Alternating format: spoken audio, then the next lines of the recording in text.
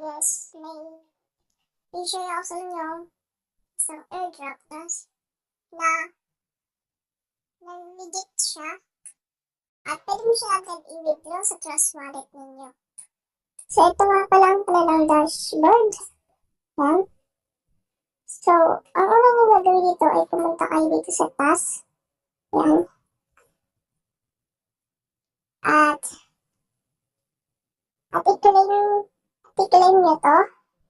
At pwede rin kayong sumali sa kanilang yan, members of crypto signal channels. Yan, pindot nyo lang sa join channel. Yung channel. Ayan, ito yung kanila. Tapos, pwede nyo lang i-claim yan. Tapos ito din. Claim nyo lang yan. Tapos ito. Yan ito. Yan din. So, i-add nyo po yung link nyo. Yung link nyo at ang pangalan ng BMO. Tapos, gawin nyo din yung mga task. Ayan. And, referral. So, bago nyo makuha ito, at mai-transfer nyo ito sa BMO, sa Trust Wallet nyo, is need nyo muna ng 5 referral.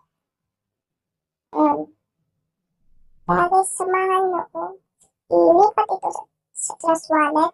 Pero guys, hindi nyo pa ma-transfer sa ibang wallet. Sa Trust Wallet pa lang. Sa April 1 pa matatransfer ito. So, pinala natin yung claim. And then, max natin. Yan, tapos claim. Yan. So, punta pala kayo sa wallet. And then, ayan, makikita na nasa exchange na siya. Wala na siya sa airdrop. So, pinalin nyo lang yan. Tapos, withdraw. Tapos, wala lang kayo dito tapos. Pinalin nyo lang to BML. Yan. Tapos, ilalagay nyo lang yung address nyo at yung amount. So, Trust Wallet lang po ang pwede dito. Sa Trust Wallet. May ano. So, yan. May ano lang natin yun. So, punta kayo dito sa BLM. Ayan, BLM. So, kapag di nyo mahanap, search nyo lang BLM. BLM. Ayan, lalabas naman siya. Ayan. Tapos, pinili lang to receive. And then, copy. Ayan, tapos pula tayo sa Blackboard. I-paste lang natin.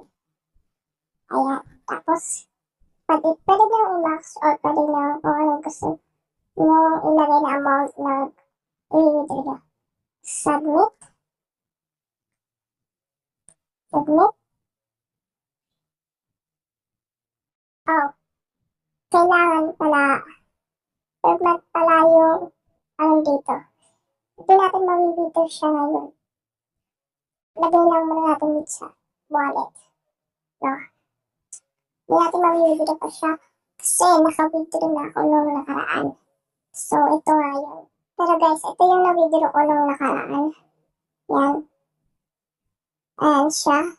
Legit na legit yan. Pero need mo muna mag-antay na April 1, 2025. Kailangan mo muna mag-antay ng April 1. No? Para mas ano na siya ma-transfer na siya sa USDT. Kaya mo kasi bawal pa. Kasi, yun na. Di pa sila nag-release. No? So, yan. Hanggang dito na lang, guys. Yung link ito, ilalagay ko na lang sa description or kaya sa comment section. So, yun lang, guys. Bye!